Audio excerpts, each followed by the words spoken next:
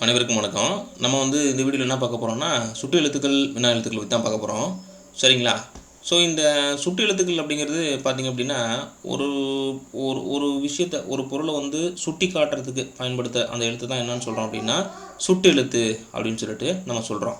So உதாரணத்துக்கு பார்த்தீங்க அப்படின்னா, இந்த சுட்டு எழுத்துக்களில் இப்போ இந்த வார்த்தைகள்லாம் பாருங்கள். அவன், இவள், அங்கு, இங்கு, அந்த, இந்த சொல்லலாம் நம்ம பார்க்குறோம். இது என்ன மீன் பண்ணுதுன்னா, ஒரு ஒரு ஒரு விஷயத்தை சுட்டி காட்டுறதுக்கு பயன்படுத்துது. சரிங்களா? அந்த சொற்களோட முதல் எழுத்து. சரிங்களா? உதாரணத்துக்கு இந்த இடத்துல ஆ, இங்கே இ, ஆ, இ இந்த மாதிரி அந்த சொல்லோட முதல் எழுத்தில் இருக்கக்கூடிய அந்த எழுத்துக்கள் தான் காரணமாக அமையுது. இந்த ஒரு ஒரு ஒரு ஒரு விஷயத்தை சுட்டி காட்டுறதுக்கு அந்த வார்த்தையில் இருக்கக்கூடிய முதல் எழுத்து தான் உதவிகரமாக இருக்குது. சரிங்களா? அந்த எழுத்துக்களை தான் என்னன்னு சொல்கிறோம் அப்படின்னா, சுட்டெழுத்துக்கள் அப்படின்னு சொல்கிறோம். அப்போ இது என்ன சொல்கிறோம்? சுட்டெழுத்துக்கள்னா ஒன்றை சுட்டி காட்டுறதுக்கு வரக்கூடிய எழுத்துக்களை என்னன்னு சொல்கிறோம்? சுட்டெழுத்துக்கள் அப்படின்னு சொல்லிட்டு சொல்கிறோம். பொதுவாக தமிழில் பார்த்திங்க அப்படின்னா 3 எழுத்துக்கள் சுட்டெழுத்துக்கள் இருக்குது. ஆ, இ, உ. சரிங்களா? ஆ, ஆ, இ, உ அப்படின்னு சொல்லிட்டு 3 எழுத்துக்கள் சுட்டெழுத்துக்கள் இருக்குது. ஓகேங்களா? இதில் ஊங்கிற எழுத்து இப்போ நடைமுறை வழக்கில் சுட்டெழுத்தை பயன்படுத்துறது இல்லை. சரிங்களா? ஓகே. அப்போ ஆ, ஈயை மட்டும்தான் நம்ம பார்க்கணும். ஓகே. இப்போ இதில் அகச்சுட்டில் என்ன பண்ணுறோம்? அதாவது இது சுட்டுகள் என்ன பண்ணுறோம்? பிரிக்கிறோம். அகச்சுட்டு புறச்சுட்டுன்னு சொல்கிறோம். அப்போ அகம், புறம். அகம்னா உள்ளார, புறம்னா வெளியே. இவ்வளோ தான் கான்செப்ட்.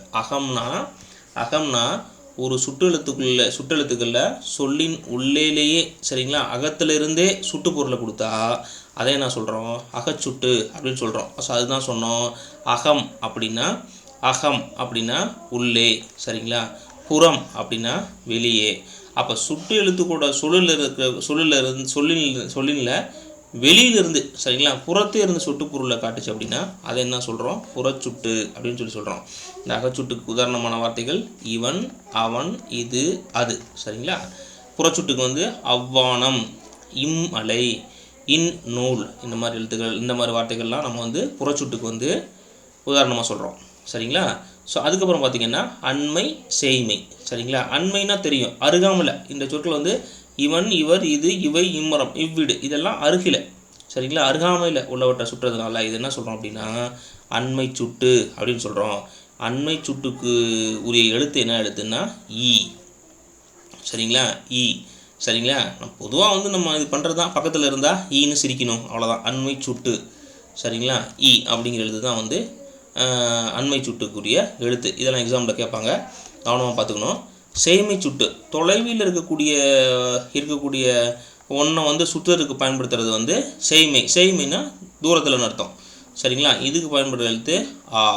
சரிங்களா? இதுக்கு பயன்படுற எழுத்து ஆ. ஏதாவது ஒன்று தெரிஞ்சுக்கிட்டால் போதுமானது.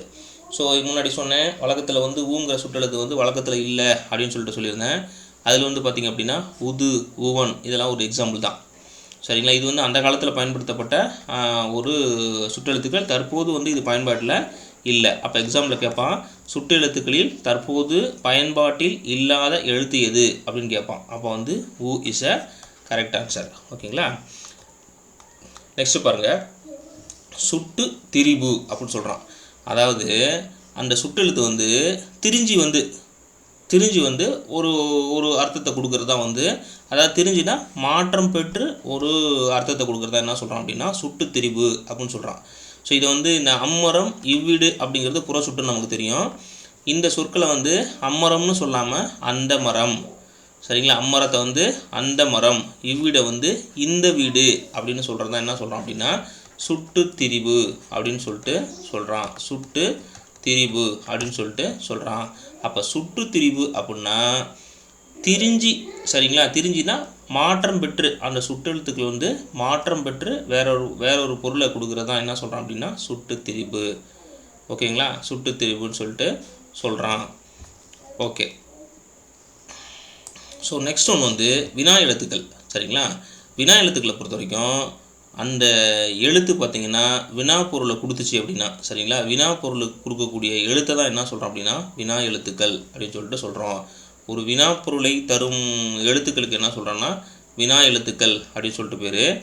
இந்த வினா எழுத்துக்கள் எப்போவுமே சொல்லோட முதல்ல மட்டும்தான் இடம்பெறும். சொல்லோட எங்கே ஏற்படும்? முதல்ல மட்டும்தான் இடம்பெறும்.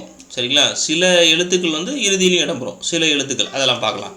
அப்போ வந்து வினா எழுத்துக்கள் மொத்தம் எத்தனை அப்படின்னா 5.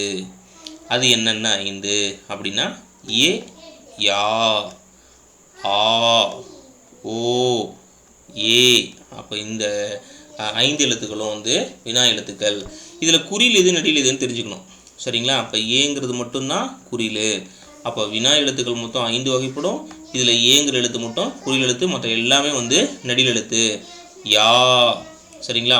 ஆ, ஓ, ஏ இதெல்லாம். சரிங்களா? ஸோ சொல்லுக்கு முதல்ல, அதாவது மொழியோட முதல்ல வர்றது என்னென்ன எழுத்து அப்படின்னா யா, யா. சரிங்களா? அதாவது எங்கு, யாருக்கு, எங்கு, யாருக்கு. சரிங்களா? இது வந்து இந்த